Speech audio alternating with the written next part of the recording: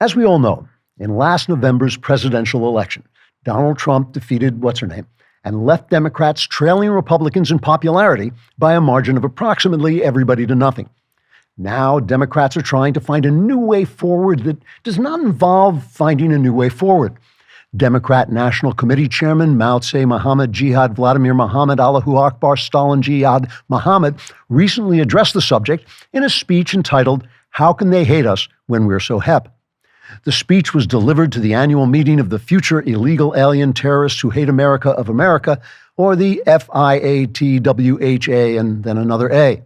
Mr. Jihad, who goes by the name of Miss Jihad and uses the pronouns he and be, as in the sentence, "he be giving me the heebie-jeebies," told the gathering, quote, "It's time to face up to the truth. We Democrats instigated fatal riots and then pretended they weren't happening. We opened our borders to criminals and terrorists and pretended that wasn't happening. We sexually mutilated children in the name of a perverted fantasy. We censored anyone who disagreed with us and tried to put our political opponents in jail. And we acted with such weakness and incompetence overseas that it inspired our enemies to begin wars in both Europe and the Middle East. Now we must ask ourselves, since we're doing everything perfectly according to plan, why the hell doesn't the public love us like they should?" Unquote. In an attempt to refresh the party's image, the Democrats have turned to 83-year-old Senator Bernie Sanders, a man who lived through the communist gulags of Russia, the communist enslavement of Eastern Europe, the communist slaughter in China, and the communist genocide in Cambodia, without once changing his opinion that communism works great, especially in Norway, where they don't have it.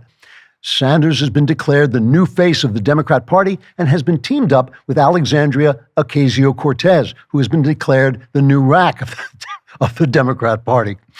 Asked about this arrangement, Sheldon Whitehouse, the junior senator from the state of unbelievable corruption, said, quote, "With Bernie Sanders as our new face and AOC as our new rack, we will have a hideous old face with a great rack. And that's a winning combination, because when you have a great rack, no one looks at your face." Unquote. Sanders and AOC have been traveling the country staging what they call the, quote, "rally in favor of a failed economic system that has led to enslavement and mass wherever it's been tried, but for some reason we still think is great," unquote. The rallies generally open with a ringing speech from Sanders, who tells the crowd, quote, "I happen to believe that billionaires should pay their fair share of utterly useless programs that nonetheless convince poor people to vote for us, even as their states and cities descend into apocalyptic dysfunction because of those same programs. I happen to believe that socialism has worked really great, especially in Norway.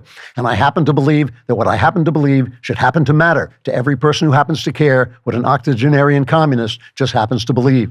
And by the way, here's AOC, and golly, will you look at the rack on that woman," unquote. When Sanders finishes his speech, he turns the microphone over to AOC, who says, quote, "I've come here today to say completely nonsensical things in a loud, shrill voice full of make-believe sincerity. All across this country, I see people left behind by capitalism for no other reason than that they don't work or contribute to society in any way. It isn't fair." Well, okay, it is actually kind of fair, but it isn't right. And even if it is right, I think there are enough total wastrels who feel entitled to a portion of the wealth created by other people that we might have enough votes to turn this country around. And hey, my eyes are up here. Why aren't you looking in my eyes?" Unquote. So far, the rallies have been filled with thousands of cheering people, most of them Republicans, who feel they'll never lose an election again. For more Klavan-y magnificence, like and subscribe. And for even more magnificence, subscribe to The Andrew Klavan Show wherever you get your podcasts.